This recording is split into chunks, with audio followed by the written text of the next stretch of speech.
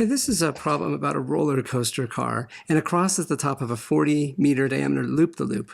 So what the roller coaster car is doing is this. We've got this giant inverted loop, and the car is going through the loop like so, upside down, so it's moving at some speed to the side. It's clearly undergoing circular motion, so there's an acceleration pointed towards the center of the circle.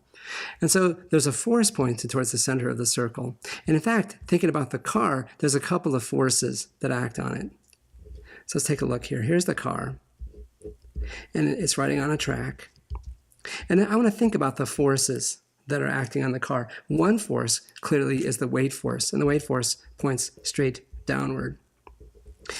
The only thing touching the roller coaster car is the track. Now, the track could exert two possible forces. One is friction, but it's a roller coaster, and so we assume that it's rolling, and so friction is negligible. The other force that it can provide is a normal force, and the normal force is perpendicular to the surface. It goes this way as well. Now, that's not how you're used to thinking of normal forces. So what I'm going to do is I'm going to take this and turn it upside down.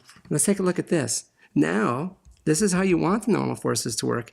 It's the track, and it's pushing this way on the car. That looks reasonable. But if I turn this situation upside down, the force works in the same direction. It's perpendicular to the track, and it's away from the track, and so it's in this direction. So the normal force in this case points down. The weight force points down. These are the only two forces which are involved. And with that in mind, we're ready to prepare to start this problem. Okay, now what we're asked to find is the car's speed at the top of the loop. And so before we even start, I want to think about this. How fast does a roller coaster car move? Well, my sense is, when I've ridden in these things, is that they move at kind of like decent in-town car speeds, okay? They don't move at highway speeds. They don't move at residential street speeds. They move at kind of like driving down a main road in your town speeds. That's been my sense of these things. So I'm expecting a speed in that range. Now, let's go ahead and set up the problem, and then we'll come back to what we're being asked about right here. Okay, so first off, car is moving through a circle, like so. The acceleration is directed towards the center of the circle. The car is moving at a speed v. The acceleration is equal to v squared divided by r. And the radius of the loop is 1/2 of the diameter. We're given the diameter, it's 40 meters. So the radius is just 20 meters. But I can't solve for the acceleration because I don't know the speed. In fact, the speed is what we're looking for. So I'm going to rewrite it this way. V is equal to the square root of the acceleration times the radius of the circle. So if I can figure out the acceleration, I can solve for the speed. And I can get the acceleration by saying something about forces. Now think about the car. I have the car right here, which will represent as a point. What are the two forces that act on it? Well, the two forces that act on it, we already said, are the weight force, which acts straight down. Okay, remember the weight force is equal to m times g. The other force that's acting on it is the normal force. But we're not told anything about the normal force in the problem statement. We're told about the apparent weight.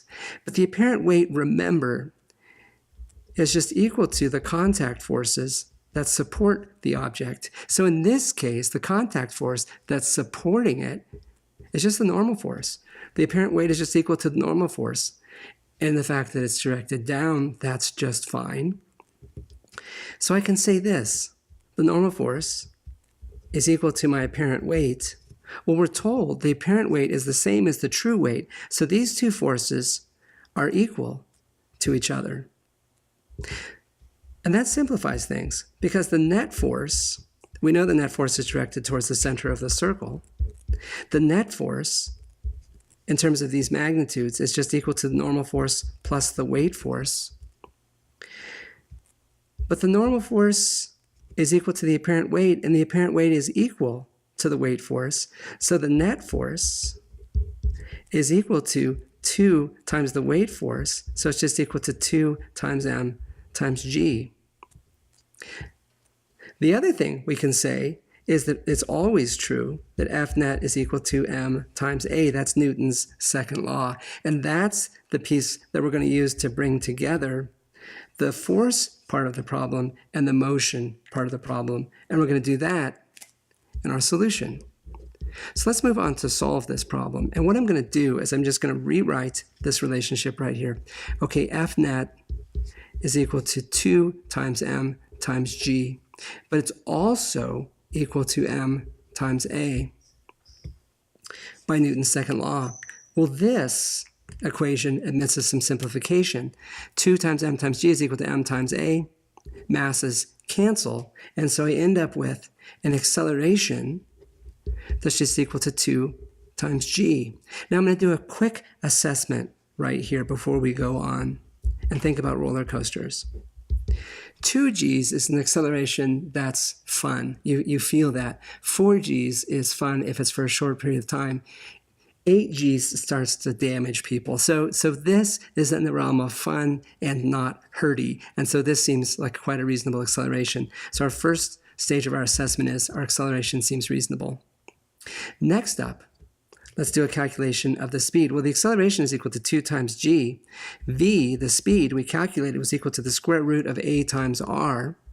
Okay?